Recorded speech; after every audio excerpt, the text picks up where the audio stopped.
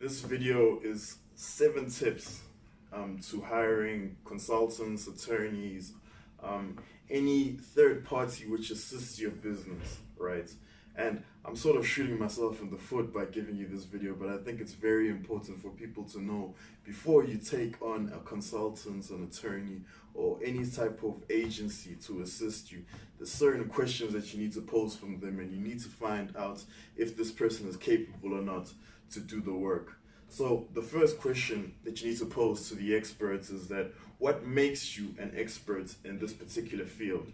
Now, a lot of people ramble on about their qualifications and their experience and whatnot, but it's very important to ask follow-up questions. Ask about specific companies, specific clients. Ask them about their interaction, how it was with these clients and whatnot, and just see if they have personal relationships with the people in the company, or if they only refer to it as MTN or any other big company. So the second question you need to pose to any consultant, attorney, accountant, whatever, third party that's assisting you, is you need to ask them why did they become a consultant. This is very important because there's various types of consultants. You get those people that don't earn enough in their day job and they're doing it as a side hustle. You get those people who have tired of falling in a corporate structure and they've decided to actually start their own thing, and they've left and they took a risk to do this own thing. You get those people who have actually retired and are now doing this out of expertise. So I think that is a very important question to ask someone, so you know exactly who you're working with and you don't feel shocked when you start seeing the level of this person's commitments, because some people do this to be millionaires and some people only do this as just for some change on the side. So it's important to pose that question. The next question that you need to ask the consultants that you're dealing with is that what experience do they have with a similar company? You see, some consultants have specific skills to do specific things, but however, that skill doesn't always apply with different companies. If you're dealing with a small, medium, and large company, you know, they might have the skill to operate in a small and a medium company, but when it comes to a large company, they might not be able to fit, or they might be able to fit in a large company, but when it comes to small businesses, they might not understand exactly the budgets and the compromises and all of the inner dwellings of a small company. So it's important to ask about the various companies that they've worked with and what experience do they have with similar companies to what you're trying to do.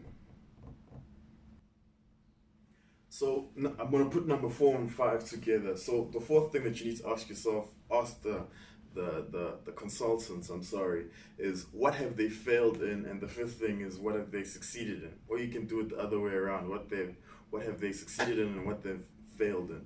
The reason why you need to ask them what they've succeeded in is to see what they define as success. And that's actually the sixth thing to ask, but I'm not going to get there yet. But with the issue of what have they failed in, what you're looking for in that is honesty. So you ask a person that's like an engineering consultant, and you ask them, so what project or with what company did you fail in? And then they'll give you some generic response like, we're working with such and such a company, and the CEO was very arrogant and he didn't take our advice and whatnot. But he's not answering the question when he gives that response. The response that you're looking for is what did he do wrong so that the company has failed, right? So you're looking for things is that, like, you know, we didn't push something, or there was some advice that we didn't identify, or whatever it is, but you're looking for where he failed. And now the thing to even go even further to find out if you're working with an honest person is you can ask that person if you can call whatever company or that person where he failed in.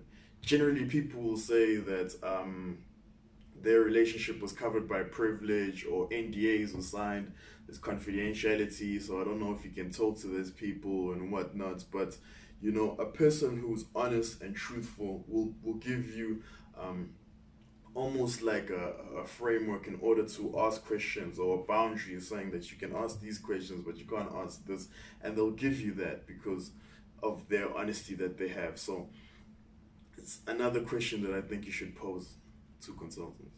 So the sixth thing that I think you should ask any consultant or person, that third party that you're going to be working is that how do you measure success? How does this person measure that this project or this venture that the two of you are doing together is successful? It's very important to do that, because some people see success as projections going high, money, revenue, more clients coming in, or whatever. Some people measure success as in the company is still afloat, the company is still moving forward, etc., etc. With attorneys, some attorneys measure success as there's no mistake made during this.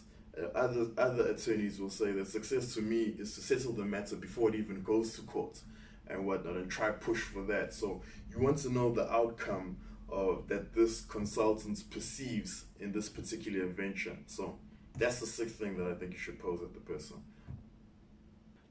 The seventh and last thing that I think that you should pose to any consultants that you'll be hiring for your business is basically just asking them for their cost structure. How much do they charge? How do they charge? In what frequency do they charge into?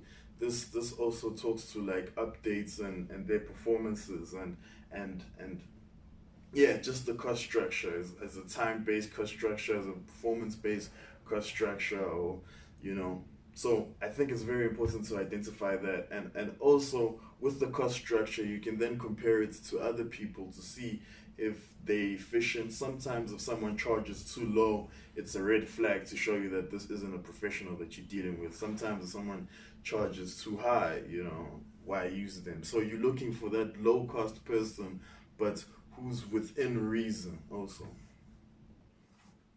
So yeah, thanks again for watching the vid. 7 tips to hiring consultants, attorneys, accountants, etc., etc. It can be engineers and whatnot. And I think this video is very important because a lot of people, when they hire consultants, they just want to see if the person is competent enough. But when you're hiring a consultant, it's important to see if that consultant, that specific consultant, can actually bring upon the specific outcome that you want. So the questions posed in this video, I think, cover that. And yeah, hopefully maybe in my next booking that I get on my site, I'll be able to start seeing people utilizing the tips that I've been given today. So yeah, make sure you make the bookings if you have any further questions. Sharp, sharp.